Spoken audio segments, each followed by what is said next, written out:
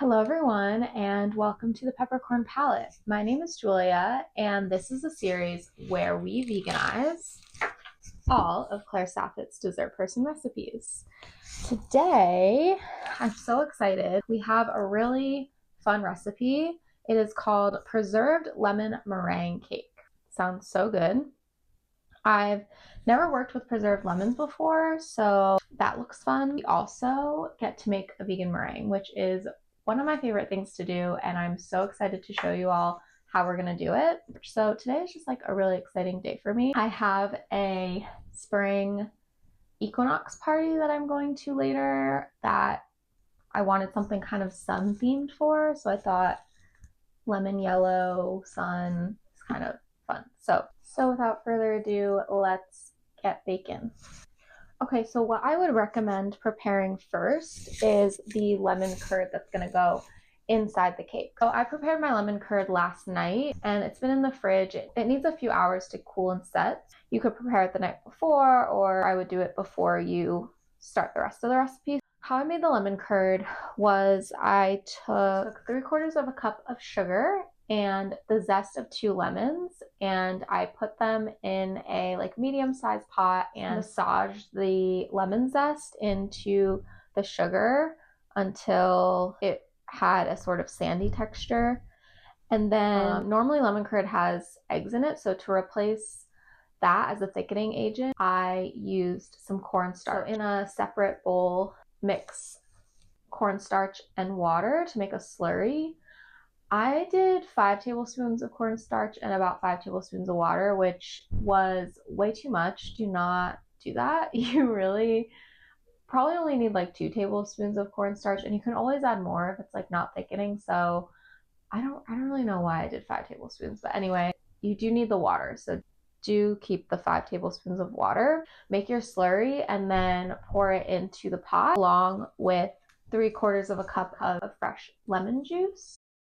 Start cooking it on medium heat, whisking constantly. You do need to whisk constantly because it kind of goes 0 to 100 really quickly. It will appear just super liquidy for a while, and then all of a sudden it will start to thicken a lot. So you can see mine thickened a ton, and it will continue to thicken in the fridge. So definitely do not need that much cornstarch, but it'll be fine. I'll just have to loosen it up a little bit later. But oh, and you also need some salt.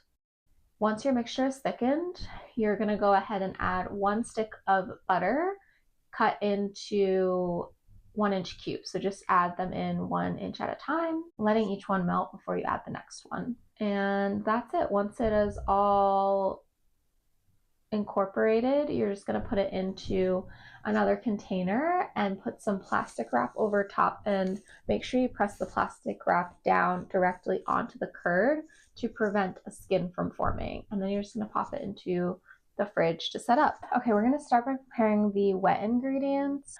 So listen, it is really hard to find preserved lemons. At least it was for me. I went to so many different places, and I actually live in a really like Middle Eastern area, which is the cuisine that preserved lemons are pretty popular in. And finally, I went to this one Middle Eastern store and they had them, but literally this was the last jar that they had, and you can see it looks like it's been in the store since like I don't even want to know how long this has been in the store. The expiration date has worn off, so we're just gonna hope these are fine. The lady that found them for me like did not even bat an eye when she showed me them, so she was not concerned. So let's see. Oh, okay, they smell really good, really floral, which is nice. Oh, I got it all over my book. All right, I mean, I guess these are fine. They are preserved, right? So, well, maybe they don't really go bad. They smell good. Okay, so we're gonna need 3 of these and only the rind.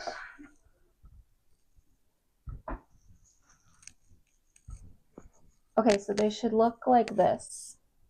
when you pull out all the innards. It's just the rind. I don't know what to do with this. Can I compost it? Then Claire says to coarsely chop these and throw them into a blender. All right, then we need 3/4 of a cup or 6.3 ounces of Greek yogurt. To veganize the Greek yogurt, I am just using this Forager Project Organic dairy-free Greek style unsweetened plain yogurt. Then we need 2 tablespoons of lemon juice. I'm just gonna do a whole lemon. We also need the zest of a whole lemon. I should have zested that lemon first and then squeezed lemon juice in it, but I didn't read ahead, so. But it's fine, I have plenty of lemons.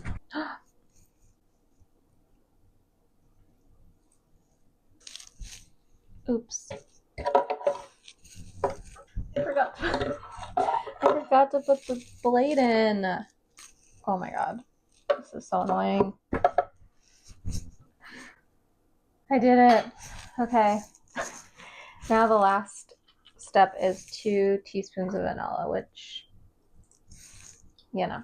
Okay, so I went ahead and blended this on high speed until it was as smooth as I can get it. It's still a little chunky, but hopefully it's fine. We're just gonna set this aside now. I just went ahead and preheated my oven to 350 and prepared my pan. So I'm going a little off script from Claire's recipe.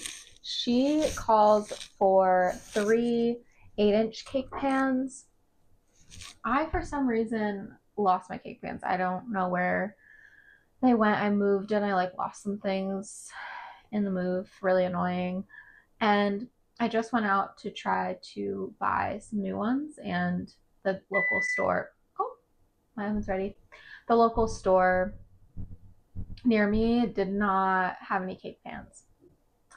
So I'm going to make do. It actually kind of works out because, hold on. In order to transport the cake to the party, I have this cake holder, and it is actually a lot more shallow than I thought it was going to be. So I don't think it's going to fit. Originally, this was supposed to be 6 layers. So 3 8-inch cake pans cut in half, 6 layers. So I think that'll be taller than this anyway. So I'm going to make do with what I have. I have a 10-inch springform pan. I think I'm just going to bake half of the cake in this at a time and have two cakes that'll cut into 4 layers that are 10 inches instead. I feel like that pretty much maths. You also are supposed to line them with parchment paper, which I also don't have. I ran out and I forgot to get more. So I just got it. So I just buttered this really well. It is a springform pan, so it should come out fine, hopefully. You should follow Claire's instructions, okay? Right now, in a medium bowl, we are going to mix together the dry ingredients. We need 3.5 cups of cake flour, or 400 grams. Then 1 tablespoon of baking powder.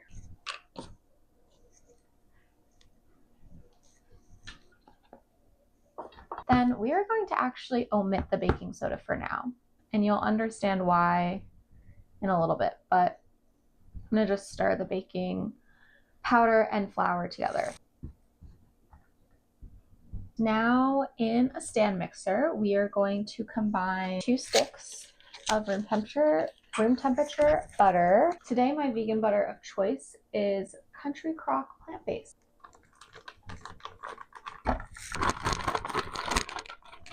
Then we need 1/3 cup of a neutral oil, such as a vegetable oil, or 75 grams. And then we need 2 cups of sugar, or 400 grams.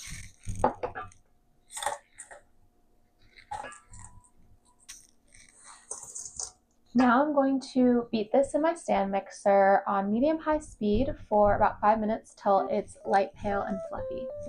My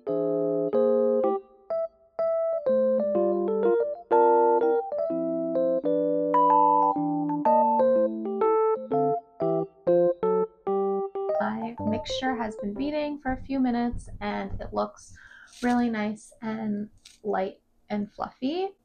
The next step is to add in eggs. So for our egg replacement today, we are going to actually be taking a little bit of inspiration from my Irish soda bread recipe. If you haven't seen that, go take a look. I'll have it linked.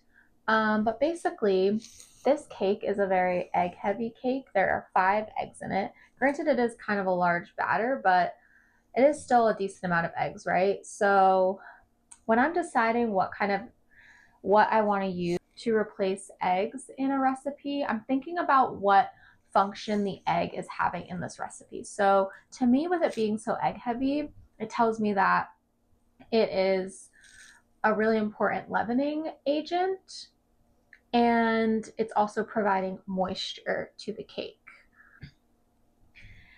In order to achieve that without using egg, I'm going to use a little bit of science and do a baking soda vinegar egg. So there are 5 eggs in this recipe, so we are going to do 5 teaspoons of baking soda to 5 tablespoons of vinegar and 5 tablespoons of water. I'm realizing I don't think this ramekin is big enough. Maybe this is better. Okay.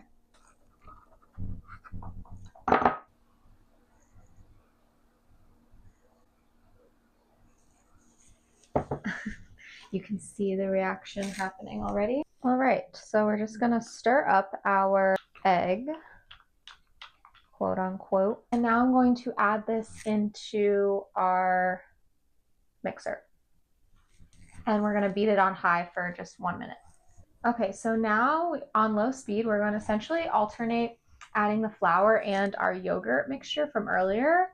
So we're gonna start off with about 1/3 of the flour, mix that until it's incorporated, add about half the yogurt mixture, mix that, add in the next 1/3 of the flour, mix that, then add the rest of the yogurt, mix that, and then the last bit of the flour, mix that until all of the flour disappears.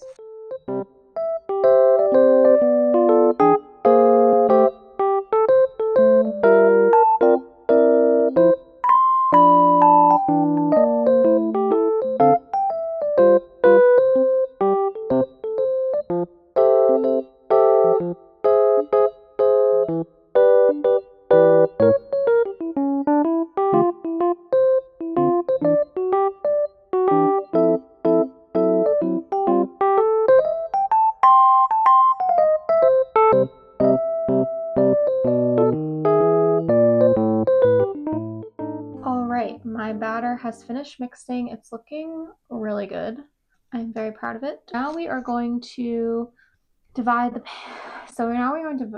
batter amongst the 3 pans. Like I said, I'm using 1 pan, and I'm gonna divide the batter in half and cook 1/2 at a time.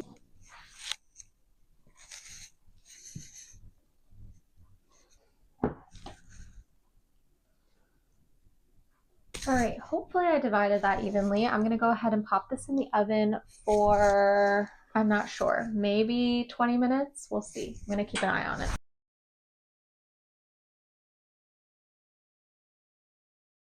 All right, so the cakes baked for about 25 minutes each. Some weird things happened in the oven. First of all, they didn't really rise as much as I thought that they would.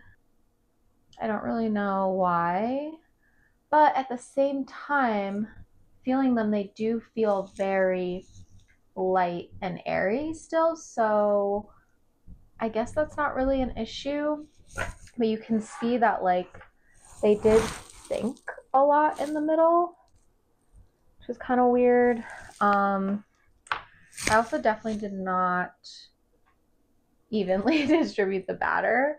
This one is flipped over, so it's like relatively flat. So I think I'm just gonna like leave that one alone. But this one I'm gonna try to even out the top a little bit. Then we can get a better idea of like what the crumb is like. Okay, so it looks pretty even now, and I actually feel like the texture of the cake looks really nice. It doesn't look like gummy or anything.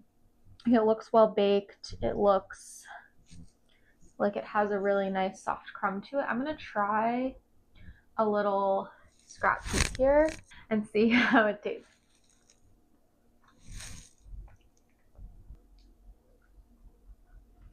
I think the crumb is really nice. It's really soft and delicate, and that preserved lemon gives such an interesting flavor. So floral. I really like it. Right, I'm just going to set these aside for a second. I want to take a look at my curd from last night. Okay, so here she is. I'm just going to peel the plastic off. She is definitely firm. This is basically like a giant lemon bar. I'm just going to go in and try to soften it up a little bit and maybe add a little more liquid.